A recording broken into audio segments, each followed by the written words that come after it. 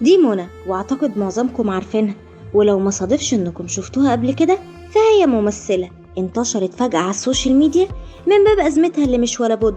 وحط تحت مش ولا بد دي 100 خط. أنا عارفة زمان تفكيرك مسوحك وعمال يودي ويجيب، والمرة دي أنا هفاجئك وهقولك خليه يتفسح زي ما هو عايز ويسرح كمان.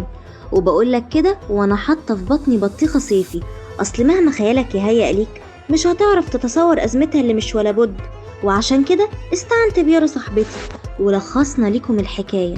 بص يا سيدي، منى فاروق دي ممثلة مصرية بدأت حياتها في عالم الفن من خلال شوية إعلانات شاركت فيها. الإعلانات دي نقدر نقول عليها إنها كانت وش السعد، لأنها من خلالها قدرت توصل لعالم السينما بمشاركتها في فيلم الخلبوص مع محمد رجب. طيب ماشي، ما هي بنت جميلة اهي وبتسعى ورا لقمة عيشها، فين المشكلة؟ لحد هنا ما كانش فيه مشكلة. المشكلة بدأت وحصلت لما منى اتقربت من المخرج خالد يوسف، وده حصل بسبب ان باباها وخالد كانوا أصدقاء وهي تعرفه من صغرها، ولأنها شافته دايما قدامها فكان بالنسبة ليها خالد انه فتى أحلامها. وبدأ خالد يبادلها المشاعر ويتقرب منها ويهتم بتفاصيلها، وحسب كلامها فهي اتجوزته في السر بعلم من أهلها ومراعاة لظروفه، وعملت ده بشكل مؤقت لأنه وعدها بأن جوازهم ده هيتحول لشكل رسمي. طيب راجل ومراته برضه فين المشكلة؟ فعلا هو مفيش مشكلة، بس المشكلة الحقيقية منى دي كان ليها واحدة صاحبتها اسمها شيماء الحاج، وفي يوم من الأيام طلب خالد يوسف يشوف منى وشيماء في شقته، وحصل بينهم مشادة قوية بسببها سكروا لحد ما فقدوا الوعي خالص وبدأوا يتصرفوا بشكل مش ولا بد هما التلاتة. ومش لازم أوضح أكتر بقى.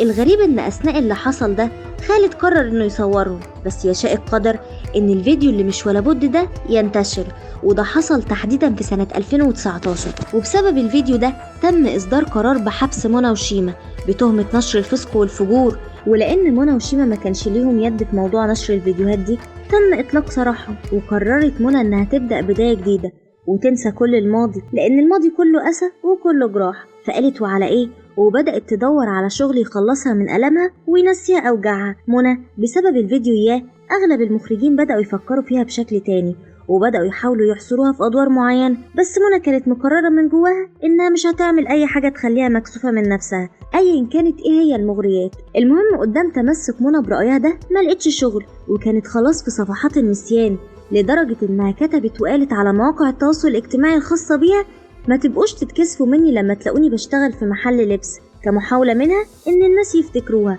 وتقدر تشتغل. بس للأسف محدش عمل حاجة. منى زهدت الدنيا، عشان كده قررت إنها تروح وتعمل عمرة ترتاح بيها وتريح قلبها وضميرها من خطاياها اللي وقعت فيها. بس منى ما سلمتش من حد، والهجوم كان عليها بطريقة مبالغ فيها. وفي الحقيقة أنا استغربت، ما احنا كلنا بنغلط ونتوب، ليه بقى بنحرم ده على غيرنا؟ المهم منى بعد الهجوم ده قالت بس ما بدهاش، وأعلنت بقى اعتزالها نهائيا عن الفن. وبعد ما خدت الترند فجأة رجعت من جديد تدور على شغل، بس برضو المخرجين ما نسيوش الفيديو عشان كده دايما كانوا بيطلبوا منها طلبات مش هتقدر عليها، مفكرينها بقى انها بنت مش ولا بد. ولأن منى بشر والضغط بيولد الانفجار، منى شقت سكوتها وطلعت وقالت ان في مخرج جديد عامل فيلم مكسر الدنيا السيزون ده، بس مش خالد يوسف.